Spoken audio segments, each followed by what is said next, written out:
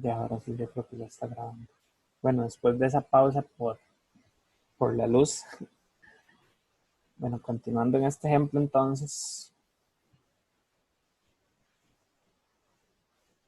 mencionaba que primero hay que calcular el tiempo que lleva realizar este golpe o este movimiento, por así decirlo. Entonces utilizamos una fórmula que utilizábamos también, valga la redundancia, en el cálculo de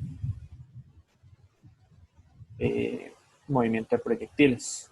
Y esta es la que vemos por acá.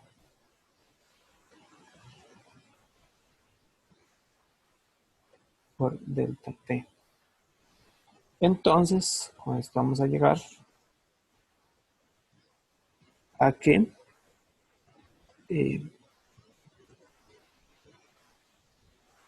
el tiempo va a ser igual a 2 veces cambio en la posición dividido entre la velocidad sub cero. ¿Y por qué la velocidad sub cero? Porque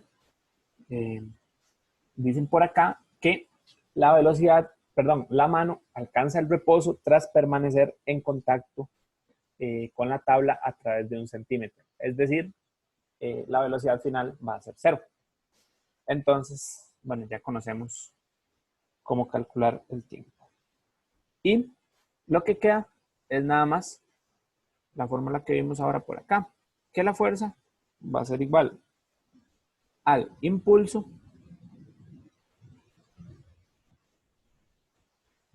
entre el tiempo.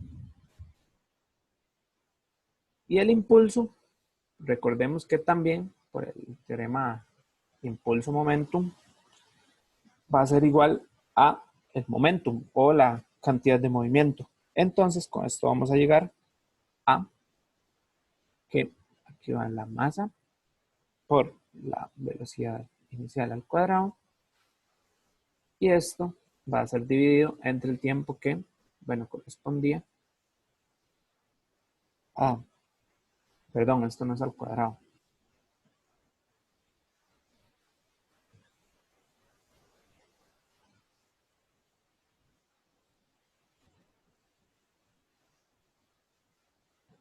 Entre 2 veces cambio de posición,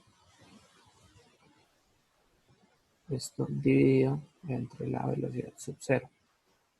Vamos a llegar, ahora sí, a la masa por la velocidad sub cero al cuadrado entre 2 veces el cambio de posición. Y bueno, ya estos datos los conocemos el cambio de posición, que es 1 centímetro, conocemos la velocidad, que son 10 metros por segundo, y la masa, que es 1 kilogramo. Entonces, con esto vamos a llegar a que la fuerza es igual a 5.000 newtons o 5 kilonewtons. Entonces, básicamente, así es como se utilizaría el impulso para resolver un problema, donde, bueno, es importante observar los datos que nos den, porque si no podemos resolverlo como comúnmente uno lo haría mediante el momentum como tal, con conservación o por el estilo. Si vemos que podemos encontrar el tiempo en que sucede cierta situación que nos den, podemos aplicar ese teorema de impulso momentum y encontrar fuerza si fuera el caso que nos piden o por el estilo. Entonces, no sé si quedó claro, Valerie, o alguna duda. Todo claro. Ok.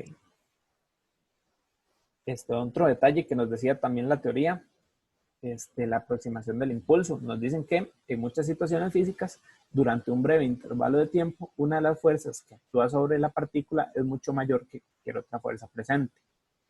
En tal caso, se justifica despreciar las demás fuerzas, es decir, solo enfocarse en esa fuerza que es mayor.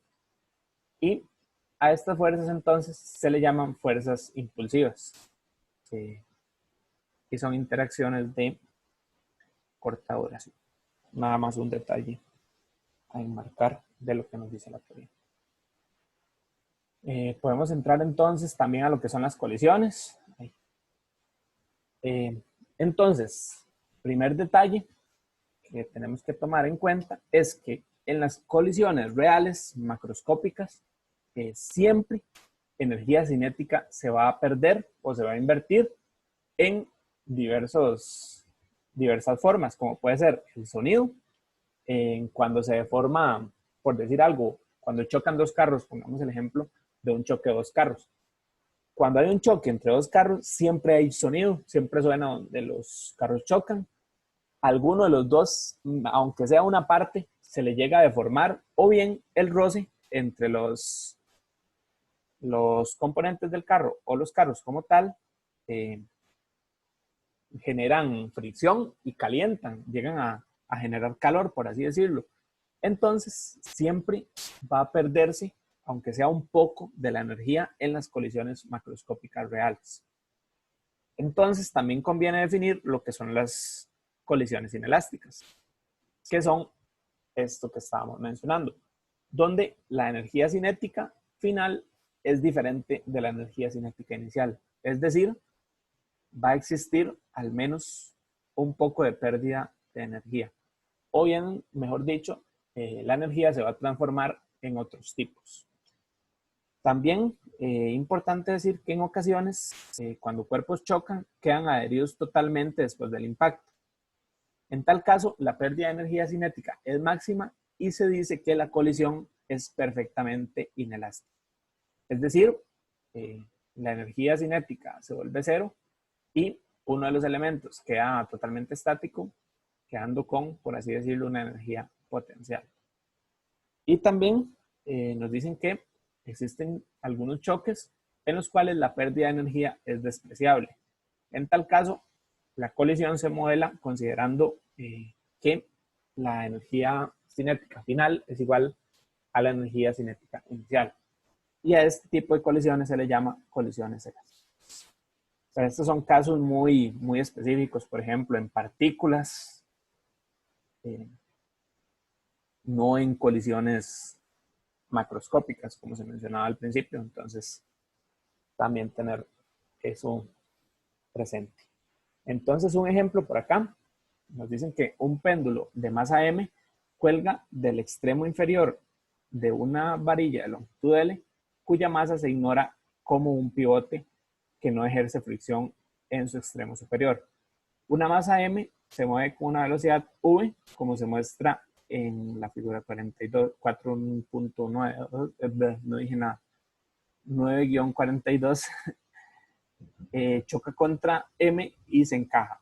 ¿Cuál es el valor mínimo de v suficiente para hacer que el péndulo con masa m incrustada se balancee hasta el punto superior de su arco? Es decir, en este caso lo que va a suceder es que va a quedar una colisión totalmente inelástica, como dice en el título. Entonces vamos a modelar esta situación.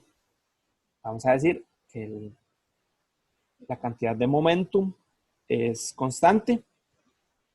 Podemos recordar también que la energía cinética se puede calcular mediante momentum. Vamos a decir que el momentum en X es constante, es igual a 0. Entonces, la diferencia entre momentum, o bien va a ser el momentum 1 igual al momentum 2. Entonces, el momentum 1 va a corresponder a la masa 1 moviéndose a una velocidad inicial.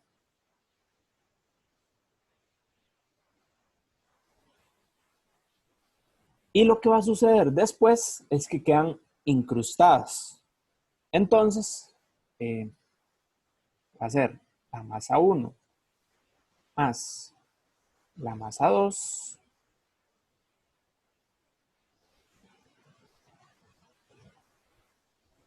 esto por la velocidad 2, que es la que nos interesa conocer. Entonces, pasando esto a lo que es energía cinética, podemos decir que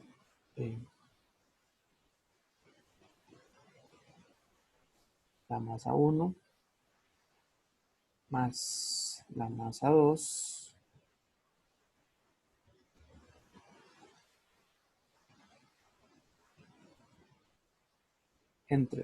por la velocidad 2, perdón, al cuadrado entre 2 va a ser igual a masa 1 más masa 2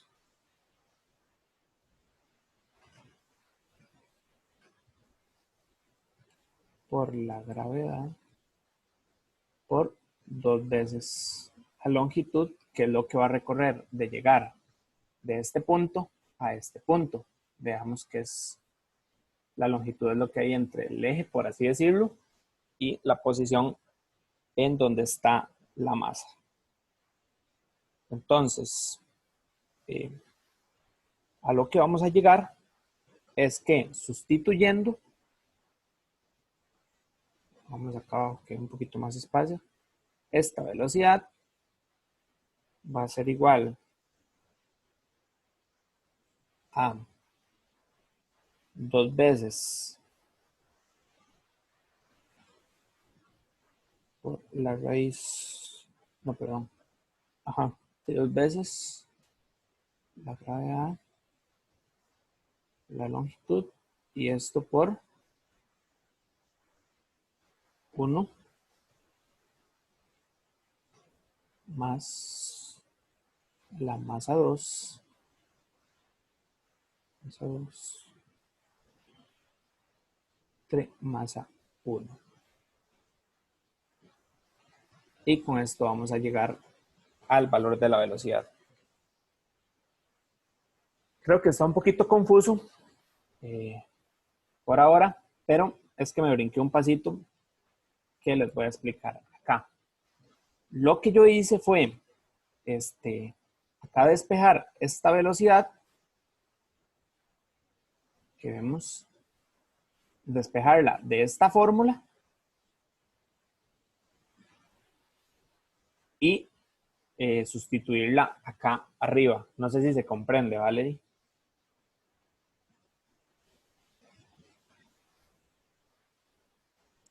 ¿Cómo es?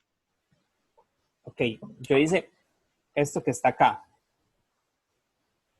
Bueno, enfoquémonos nada más acá. Este término se va a cancelar con este término. Sí. Ajá. Entonces me va a quedar la velocidad 2 al cuadrado es igual a 4 por la gravedad por la longitud, porque acá hay un 2, aquí hay un 2, entonces esto va a ser 4 al pasar este denominador a multiplicar al otro lado. ¿Se comprende esa parte? Sí. Sí. Entonces la raíz de esto, o bien la velocidad 2, va a ser igual a, bueno, el 2 por la gravedad por la longitud. Sí. Sí. Y entonces, ay, es que con razón yo aquí, bueno, eso era, sí, sí era un 1, ¿verdad?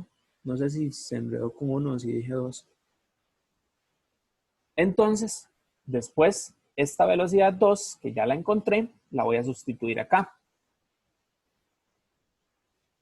Ay, para ver, no tengo espacio. acá. Acá la voy a sustituir.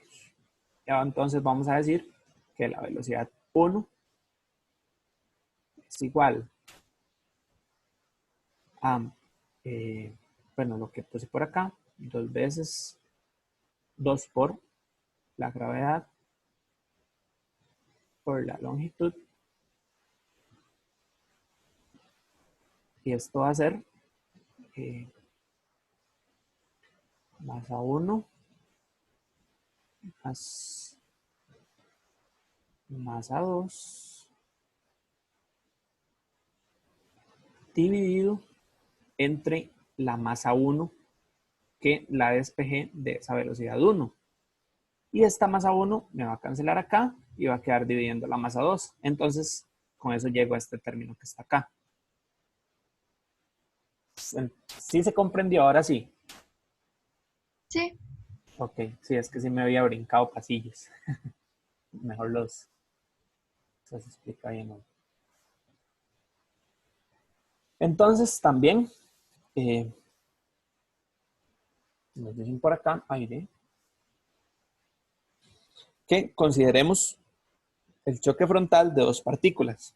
Si se desprecian las fuerzas externas, como lo que son el peso, la fricción, entre otros, vamos a tener que las partículas, bueno, los momentum iniciales van a ser igual a los momentum finales. Y si se modela como energía cinética, podemos llegar a esta ecuación que está acá abajo, donde también se puede hacer así porque la colisión es elástica. Entonces, viendo lo que veíamos antes, la energía cinética va a ser igual a cero. O sea, sí, el cambio de energía cinética, la energía cinética 1 va a ser igual a la energía cinética 2. Por eso podemos llegar también a la ecuación que está acá abajo. Nos dicen que si combinamos estas ecuaciones, bueno, esto es puramente muestras matemáticas, vamos a llegar a que la velocidad 2 inicial menos la velocidad 1 inicial son iguales al negativo de la velocidad 2 final menos la velocidad 1 final. Y esto lo que significa es que la velocidad relativa antes de la colisión es igual al negativo de la velocidad relativa después de la colisión. Nada más únicamente, digamos, la magnitud sería igual, lo que cambiaría es el signo de esto. Y entonces se dice que si se conocen las velocidades iniciales y las finales, las vamos a obtener mediante lo que tenemos acá. Voy a explicar un poquito mejor qué es esto. Ay, perdón. Porque así por encimita está un poquito complicado de entender, yo sé. Entonces vamos a decir que la velocidad 1 final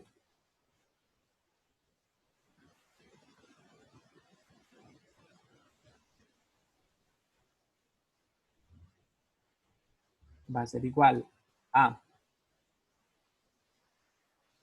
masa 1 menos masa 2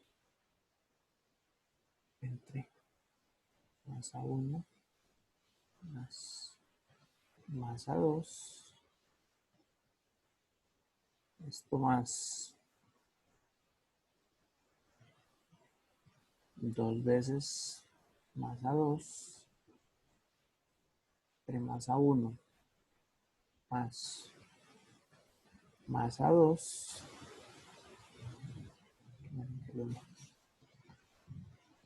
y esto multiplicado por la velocidad inicial en 1. Creo que sí era así.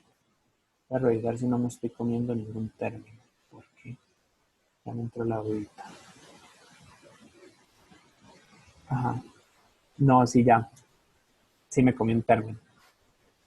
¿Qué son de la función?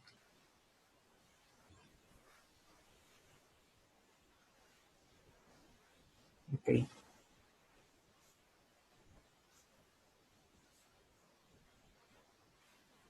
¿Ok? Valeria, ¿usted en este momento qué está viendo? Porque creo que se me Estoy salió. viendo la diapositiva de golpe de karate. Sí, ya ahora Ok, sí. ya sí estoy Ajá. viendo. Ajá. Sí, sí me estaba comiendo un término. Ahora sí. Este fue el detalle que me comí. Ya decía yo que había algo raro.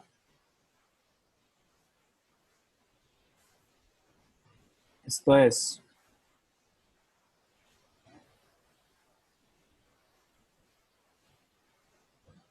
ay, ¿qué se me hizo la pisita? Esto es por la velocidad 1 y, bueno, voy a volver a hacerlo mejor. Porque está, ok,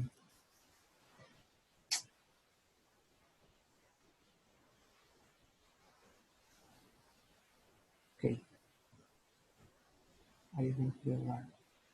Así. Ahora sí. Entonces, este término, la masa 1 menos la masa 2, entre masa 1 más masa 2, por la velocidad inicial 1, más 2 veces la masa 2, masa 2, masa 1, ajá, masa 1, más masa 2, por la velocidad inicial 2. Entonces, básicamente lo que se está haciendo es, si quiero averiguar esto, utilizo este término multiplicando este término de esta manera por la velocidad 1 y este término,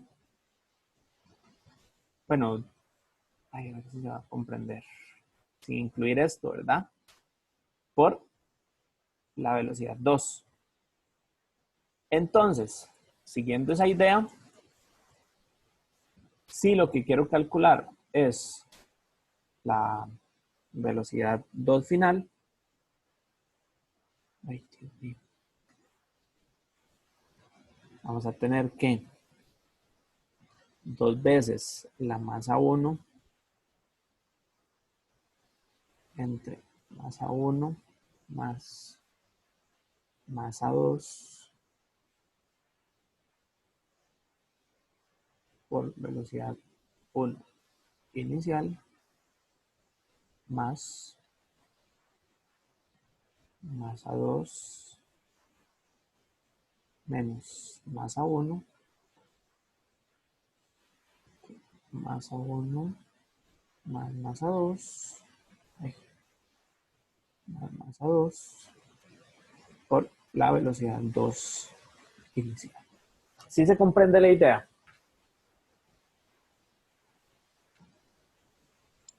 Sí, Ok, perfecto. Entonces, bueno, así se calcularían si se conocen las velocidades iniciales. Y por último, hay dos casos especiales, que en el caso de que la masa 1 y la masa 2 sean iguales, la velocidad 1 final va a ser igual a la velocidad inicial de la partícula 2 y la velocidad final de la partícula 2 va a ser igual a la velocidad inicial de la partícula 1. Es decir, se van a intercambiar las velocidades. Y existe otro caso particular que es cuando la velocidad inicial del objeto 2 es cero, es decir, el objeto contra el que se colisiona está en reposo. Entonces se va a tener que la velocidad inicial 1, la velocidad final del objeto 1 va a ser igual a la diferencia de masas entre la suma de masas por la velocidad inicial del objeto 1. Y en el caso de la velocidad 2, la velocidad final se va a obtener con la masa, dos veces la masa del objeto 1 dividido entre la suma de masas por la velocidad eh, inicial del objeto 1. Y una notación que nos dan por acá es que, ay Dios mío, si la masa 1 es mucho mayor que la masa 2, vamos a llegar a que la velocidad inicial va a ser equivalente a la velocidad final en ambos casos. Perdón, en el caso de la partícula 1. Y en el caso de la partícula 2 va a ser equivalente a 2 veces la velocidad inicial de la partícula 1. Y el otro caso especial es que si la masa 2 es mucho mayor que la masa 1, vamos a llegar a que la velocidad final de la partícula 1 va a ser el negativo de la inicial. Y para la partícula 2, la velocidad final va a ser 0. ¿Y por qué va a ser 0? Porque, bueno, al tener una masa mucho mayor que otra, en este caso la 2 al ser mucho mayor que la masa 1 va a tender a 0. Entonces, bueno, sabemos que cuando tenemos un 0 en un numerador, automáticamente el resultado va a ser igual a 0. Entonces, por eso es que va a tender a 0. Y bueno, básicamente eso es lo que traía para hoy. No sé si hay alguna duda o algo, vale. No, todo quedó claro.